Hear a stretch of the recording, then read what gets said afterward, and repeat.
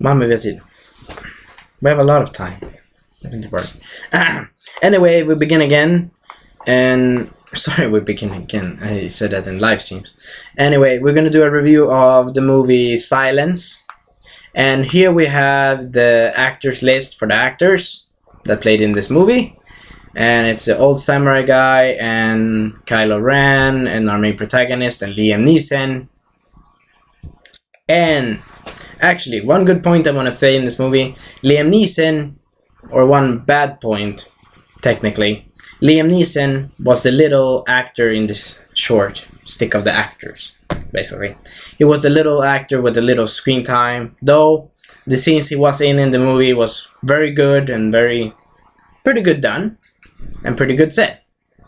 I got a feel of, type of Star Wars vibe in a bit with the Star Wars vibe, because the people in Japan actually have the type of clothes that the Jedis actually wear, technically, and such.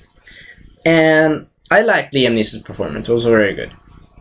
And also, I give the score of this movie 7 for cinematography. Story, I give it a 10. No, not a 10.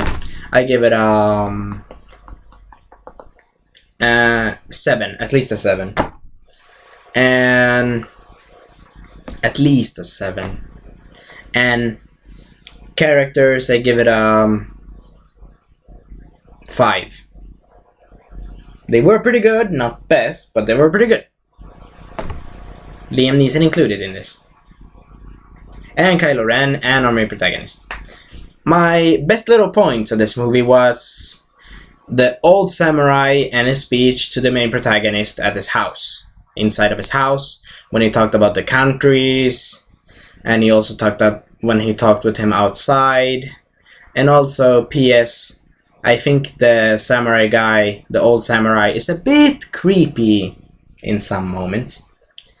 Because he's like, he's a nice guy in a way, but he's also a guy that could execute you in 1 second. Type of creepy. But I understand because he's from another point of view and stuff. And this is back in the times of the Middle Ages. And Europe is more advanced in the way, in some way. In some way. I'm not meaning everything. Anyway, I enjoyed the music. I enjoyed one of the scenes was with the guy that's basically the guide for them. Yeah, the guide with the dark blue outfit that doesn't have a nice design, that doesn't have a clean hair and stuff. But he always was the honest guy in the movie. He was a bit like a type of boy that does something and then comes back and forgives for it and does something nice and then does something bad again. To be fair, he did that to survive, because if he would have helped our protagonist, which he has done, but they never saw him help him, but if they would have saw him help him or protect him, he would have been executed at the spot. So, it's a bit like this. I cannot regret for what he did, in a way. And also our main protagonist became crazy a bit at moments. And also, damn it, I said so 2 times.